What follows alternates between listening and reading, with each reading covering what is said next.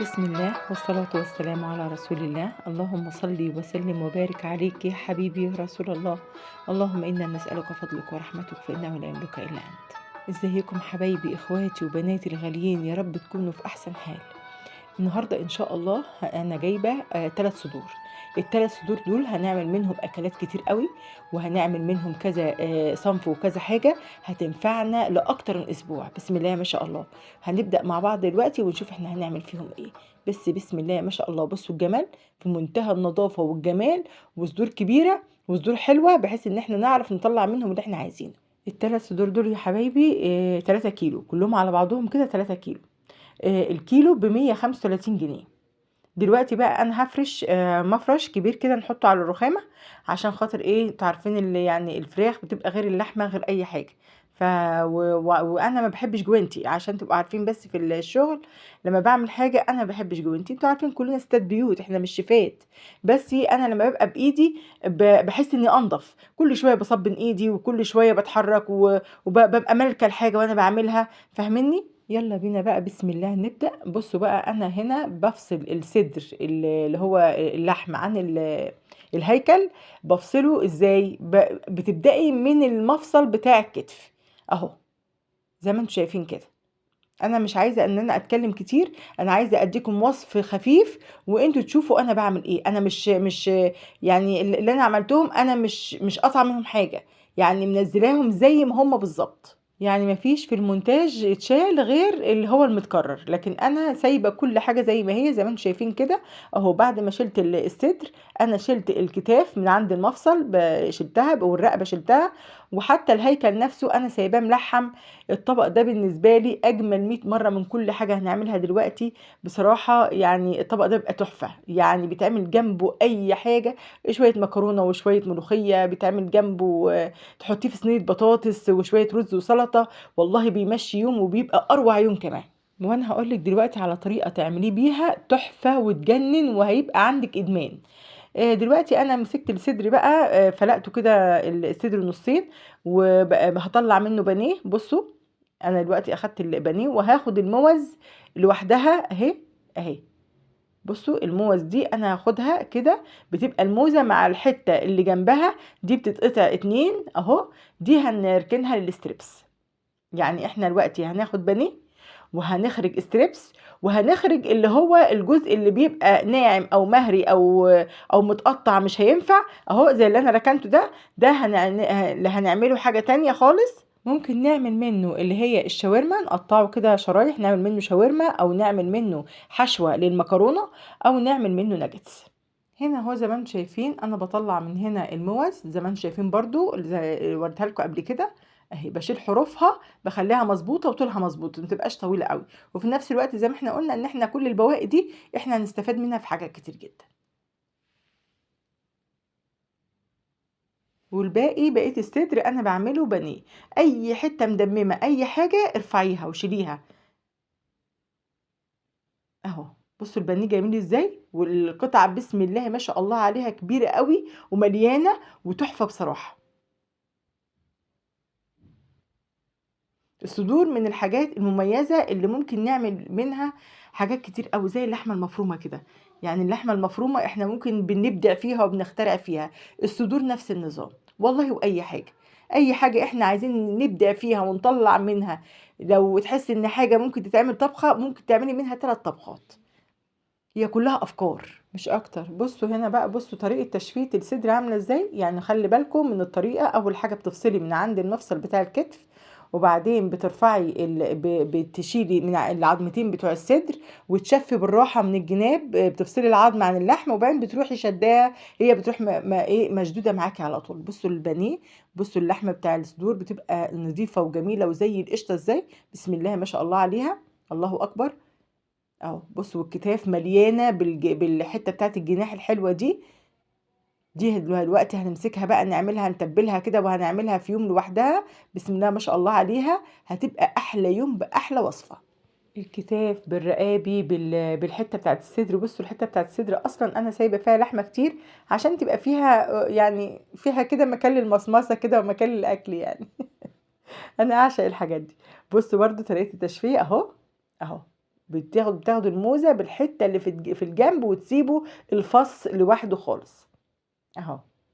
الموز دي بقى في الستريبس تحفة، بتبقى جميلة وناعمة وجميلة جدا. حتى في اللحمة بتاعت العجول الموزة فيها أنعم حتة، يعني في اللحمة الحمراء أو في لحمة الفراخ الموزة بتبقى أنعم حتة في الطيور أو في اللحوم. هنا بقى أنا خلصت معاكم الثلاث صدور. بصوا الله أكبر، طلعنا منهم بانيه قد إيه، طلعنا منهم ستريبس قد إيه. والناعم اللي طلع ده يا إما هنعمله ناجتس بالبطاطس المسلوقة، اللي هي بقى التشكيلات اللي نعمل منها كذا شكل كده، هتشوفوا برضو دلوقتي كل حاجة ان شاء الله. يا اما انت مش حابة الناجتس، اعمليها شرايح، اعمليها يوم شاورما، اعمليها تحطيها في صينية مكرونة اللي هي نجرسكو بالفراخ، بتبقى تجنن وتحفة وفظيعة بصراحة. المكرونة البشاميل بالفراخ اطعم كتير كتير من اللحمة، جربيها وهتقولي يا ام عمر كان عندك حق. هنا بقى هنبدأ نخش على الميزان، نشوف الموازين. البانيه قد ايه؟ البانيه انا وزنته كله على بعضه كان كيلو بالتمام والكمال، يعني البانيه جه كيلو بالظبط ما شاء الله. فاحنا كنت في نيتي ان انا اعمله على 3 مرات. فهتشوفوا دلوقتي انا هنا جبت تلت كوبايه لبن، يعني مش اقل من نص كوبايه اللبن شويه. حطيت عليه بيضه، حطيت عليه بهارات فلفل اسمر ال 11 بهار اللي انا عاملاه، توم باودر، بصل باودر، وكيس اللي هو مرق الدجاج فوريه زي ده، بيبقى تحفه وبيبقى احلى من بهارات الفراخ السايبه كتير، وانضف وبيدي ريحه وطعم جميل جدا، وبيخلي الفراخ مسكره زي العسل.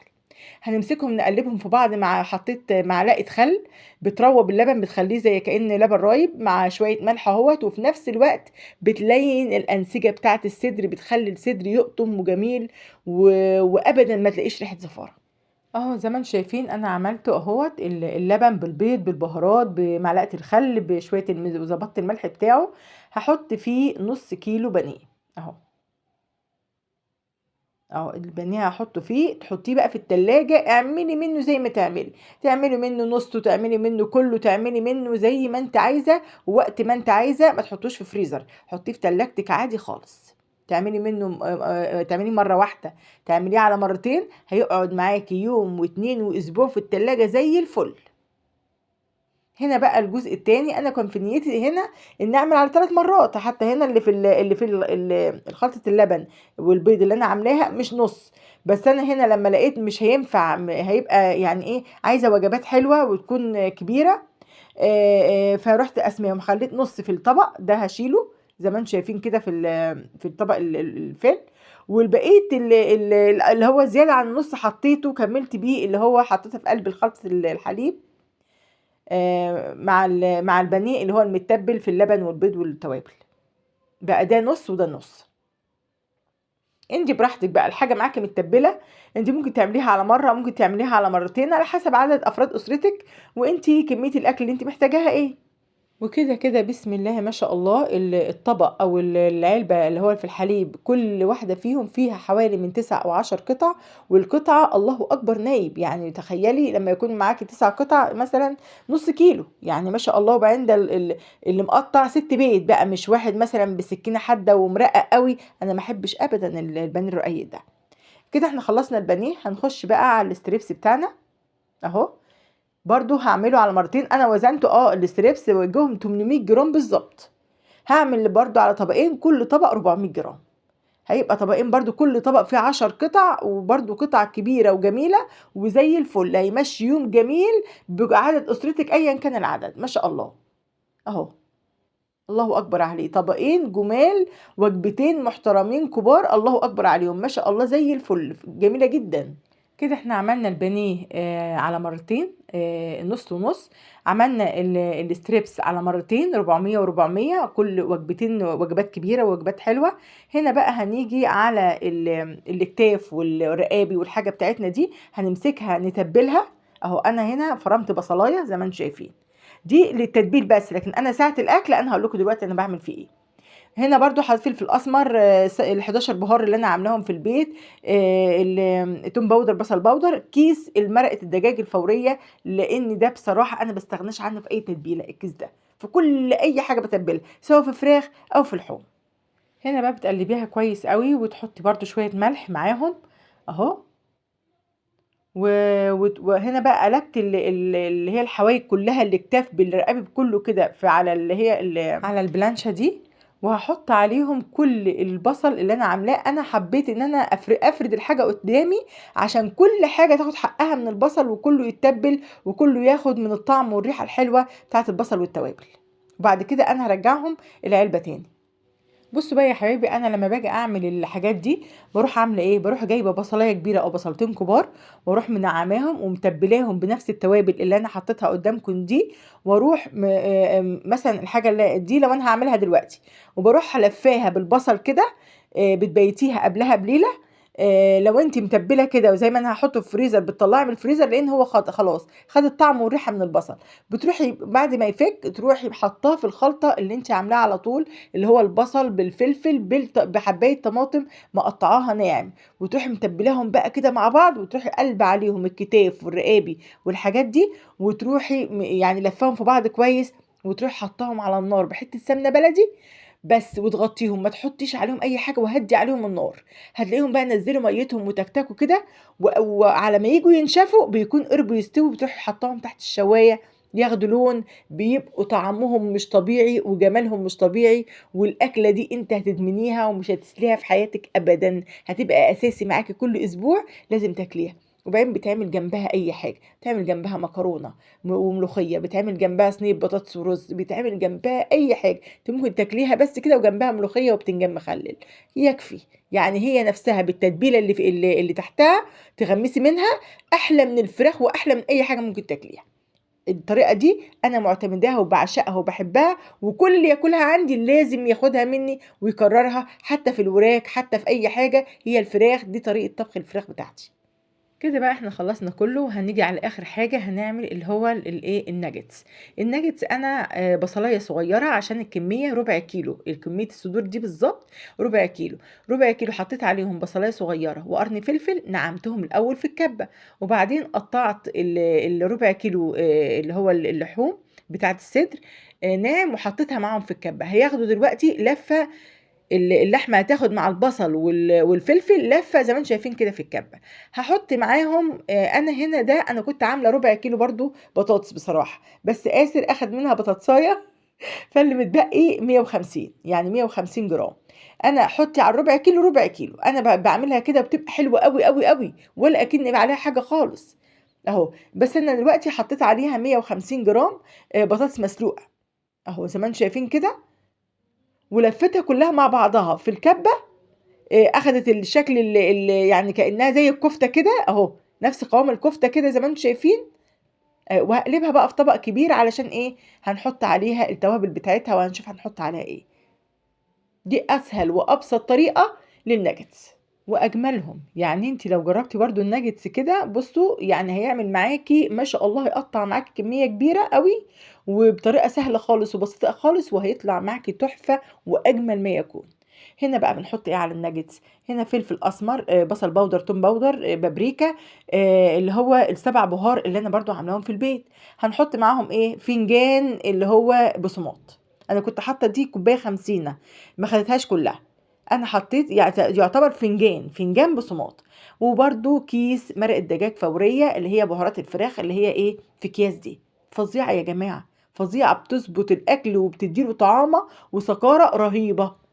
هو المفروض من ضمن المكونات او التوابل لازم احط معلقه مرق الدجاج فوريه بتاعت فراخ، معلقه مرق الدجاج اللي هي السايبه دي بتاعت الفراخ. انا بحبهاش بصراحه، بحس ان ليها ريحه نفاذه في الاكل، فمش بحبها خالص، جبتها مره ما كررتهاش تاني، فانا الكيس ده عندي احسن من اي حاجه.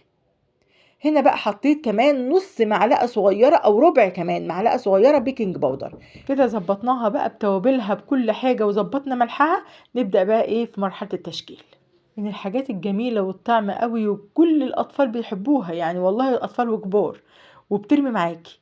هنا بقول لكم بقى ان انا خدت من ال50 الكوبايه الصغيره دي، خدت منها مقدار بفنجان، والباقي انا هستعمله دلوقتي هحطه على الكريسبي في اللي هو التغليف اهو. ده الكريسبي بتاعها ده الكريسبي. انا مش بحطه خشن على طول، يعني بص هو خشن اهو في العلبه، لا انا بديله ضربه بس كده في الكبه او في المطحنه خفيفه، لا هو يبقى ناعم ولا هو يبقى خشن، عشان ما يجيش تحت ضرسك يضايقك في الاكل. وبعدين في ناس بتبهر الكريسبي، يعني يا ريت ما تبهريش، يعني كفايه البهارات اللي محطوطه في عجينه الناجتس، بصراحه كفايه قوي. الحاجه لما بتبقى زايده عن الحد بتضايق، او دي حاجه ترجع للي بياكل. يعني في ناس بتحب الاكل بهاراته كتير وتبقى زهره كده وشديده، لا انا من الناس اللي بحب كل حاجه في عدلها، يعني كل حاجه مظبوطه بصراحه. وخصوصا البهارات، يعني البهارات لما بتبقى زياده بتبقى مرهقه ومتعبه للمعده جدا. بصوا قوامها قد ايه جميل ومتماسك. بصوا بعد ما غسلت ايدي تمسكيها بقى خلاص، يعني ايديكي مش بتلزق ولا حاجه، كده تمام وزي الفل وكل حاجه فيها مظبوطه. هنا بقى في التشكيل شكلي براحتك، اعملي الشكل اللي انت عايزاه. يعني ده الشكل المعتاد اللي هو بيجي من المحلات، اللي هو الشكل اللي واخد الشكل البيضاوي شويه ده هنعمل مثلا دوت شكل زي البرجر كده اللي هو المدور اهو. بصوا جميل، جميل وحلو قوي لو حطيتيه في كيزرايه، اللي هي الكيزرايه مدوره وهو مدور كده، مع مثلا ورق خس، مع الكاتشب، المايونيز، الحاجات دي بيبقى جميل جدا، بيبقى سندوتش حلو قوي قوي، الولاد يحبوه خالص. ودي برضو شكل تاني كفته اهو، برضو لما يتحط على رز او على مكرونه بشكل كفته كده بيبقى جميل قوي بصراحه. اهو هنا بقول لكم بقى، دي الشكل المعتاد، وادي البرجر، وادي الكفته. دي اشكال انا ايه عملت معاكم شكلين مثلا او 3 اشكال، لا في منه يعني حاجات كتير قوي. اعملي الشكل اللي يريحك وبالطريقه اللي تعجبك. بصوا هنا بقى بسم الله ما شاء الله لا قوه الا بالله. يعني بصوا الربع كيلو صدور عمل لنا كميه قد ايه من الناجتس. بصوا الكميه بسم الله ما شاء الله، حاجه تحفه تحفه. يعني لو عندك انت والولاد والله اكبر، لو 5 6 7، وعملت جنبه شويه رز ابيض وسلطه، عملتيه سندوتشات زي ما انا قلت لك من شويه، عملتي جنبه مكرونه وبطاطس محمره. بصوا هيمشي يوم جميل خالص، يعني ما شاء الله كميه حلوه، وكلها انت لما تاكليه كانك بتاكلي لحمه صافي. انا كمان مش حاطه عليه اللي هو المقدار المظبوط بتاع البطاطس، لا ده انا المفروض مثلا ربع بيتحط عليه ربع، وفي ناس بتحط نص الكميه. انا حطيت يعتبر 150 على الربع فراخ صدور، حط 150 بطاطس، يعني يعتبر لحمه خالص. بصوا بقى انا كده ايه خلصت كل حاجه. هو كمان هبدا ان انا احطه في الاطباق بتاعته، اغلفه. انا هعمله على وجبتين. لو ما فيش حد معايا في البيت، الولاد مثلا مسافرين، هطلع وجبه وجبه. لو الولاد موجودين هطلع الوجبتين. يعني انا بحطه كده، وممكن تحطيه كله في علبه تلاجة وتحطيه في الفريزر وتطلعي منه برضو على القد، زي البانيه كده وانت متبلاه، بتتبليه وتحطيه في التلاجة وتعملي منه على القد. يعني كل حاجه على حسب انت بتتصرفي فيها ازاي ومتعوده على انك تعملي ايه. كل واحد في بيته بيبقى عارف نظام بيته شكله ايه ومتعود يعمل ايه وكده. يعني احنا مجرد ان احنا بنقول افكار وبنذكر بعض بحاجات ممكن تكون خافية عني. يعني انا ممكن يجيلي مثلا كومنت يقول لي يا ام عمر اعملي كذا كذا، الاقيها فكرة تحفة وفكرة جميلة جدا، وازاي ان هي مثلا تايهة عني، بس فاعملها على طول. كلنا بنستفيد من بعض. بصوا بسم الله ما شاء الله الله اكبر. بصوا الطبق فيه 8 قطع، القطع كبيرة وقطع محترمة، اللهم صل على النبي. يعني طبق حلو، مش يعني وجبة كويسة مش قليلة اهو. هنا بقى انا بوريكم كل حاجة اتعملت، الله اكبر. بصوا من 3 صدور عملنا كام وجبة، وكل الوجبات دي وجبات كبيرة، وجبات حلوة تمشي يوم وتمشي عيلة كويس قوي. وكمان بالنسبة للبانيه، البانيه ممكن تعمليه كمان على وجبتين. يعني البانيه المتبل ممكن تعمليه على وجبتين، والبانيه النص المتشري التاني ممكن تعمليه على مرتين، على حسب انتي كام حد بياكل في الغداء. بس انا دلوقتي بقول لكم النص ممكن تعمليه على مرتين. يعني احنا دلوقتي قدامنا مثلا 7 وجبات، ومن ضمنهم وجبتين، كل وجبة فيها ممكن تعمليها على مرتين، يبقى كده 9 وجبات. 9 وجبات من 3 صدور، ما شاء الله الله أكبر. يعني احنا نقدر نعمل كل حاجة، ونمشي يومنا بالطريقة اللي تريحنا، ونمشي بيتنا بالطريقة اللي تيسر علينا الحياة، وما نحسش ان احنا مزنوقين او محرومين، او نفسنا نجيب حاجة ومش عارفين نجيبها علشان خاطر الظروف والماديات. لا ده احنا هنعمل كل حاجة، وهناكل اللي نفسنا فيه، ومش هنحرم نفسنا من حاجة، وعلى قد ايدينا، وبأفكار جميلة، وهنساعد بعض فيها ان شاء الله باذن الله. بصوا بقى النعناع الجميل اللي انا حطاه كده، يعني تحفه دوت بقى جميل مع الشاي كده بعد الفطار. شاي بالنعناع احلى شاي بالنعناع في الدنيا. وبصوا الوجبات الله اكبر عليها، كلها جميله في منتهى النظافه والجمال، وكميات محترمه، وتكفيكي من 3 صدور. ويا رب أكون قدمت لكم وصفة حلوة بفكرة حلوة على قد إيدينا، ونعمل كل اللي نفسنا فيه بشكل اقتصادي وجميل. والله أنا ما عايزة غير دعوة جميلة من قلوبكم الجميلة، واوعوا تنسوا يا حبايبي اللايك عشان الكل يستفيد إن شاء الله. وأستودعكم الله، وبدأناها ببسم الله والصلاة على رسول الله، وننهيها ببسم الله والصلاة على رسول الله. اللهم صل وسلم وبارك عليك يا حبيبي يا رسول الله. أشوفكم يا حبيبي في فيديو جديد إن شاء الله، والسلام عليكم ورحمة الله وبركاته.